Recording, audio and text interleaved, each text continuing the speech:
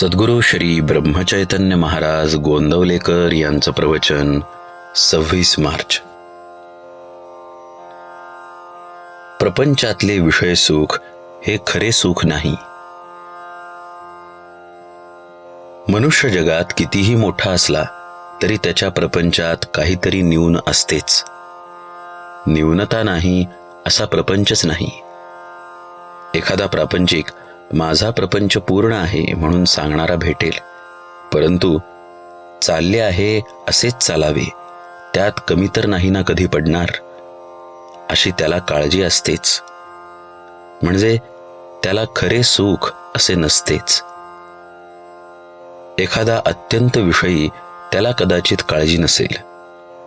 दारूच्या धुंदीत असणाऱ्याला राजाचीही पर्वा नसते, वस्त्राचीही शुद्ध नसते, आणि तो आपल्याच धुंदीत आनंदात असतो. पण हे सर्व त्याची धुंदी उतरली नाही तोपर्यंतच. विषयातले सुख परावलंबी, विषयांवर अवलंबून असते.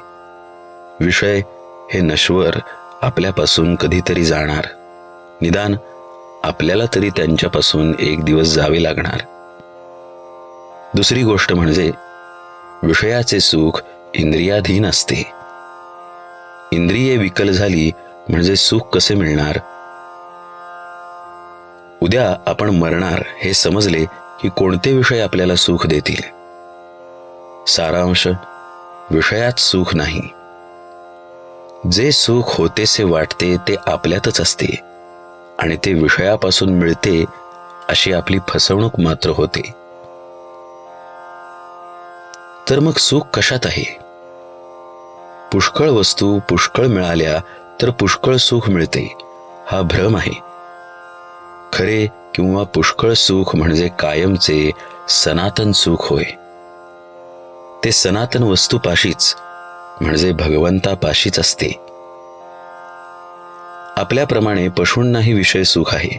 त्यांच्यात आणि आपल्यात फरक तो कोणता? मी कोण, कशासाठी आलो असा विचार करणे याला सारासार विचार म्हणतात. प्रपंचातही आपण विचार करतोच. कशात आपला फायदा आहे, कशात आपला तोटा आहे हे बघतो. पण सर्वच असार, त्यात सार ते कुठून कसे येणार? असलेल्या परिस्थितीत आपण समाधान मानत नाही, त्याहून अधिक सुखाच्या स्थितीची इच्छा धरतो.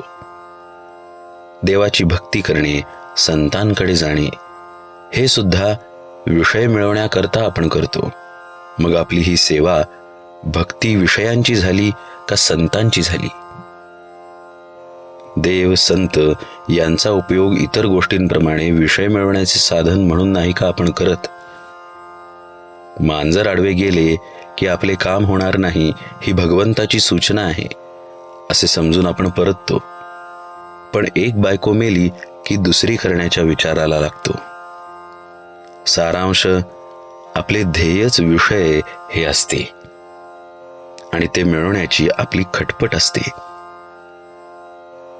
खरोखर जो मनुष्य प्रपंचातला आपला अनुभव जमेस धरत नाही तो कशानेच शहाणा होत नाही. प्रपंचात सुखी होणे म्हणजे भगवंताचे होणे होय. जानकी जीवन स्मरण जय जय राम.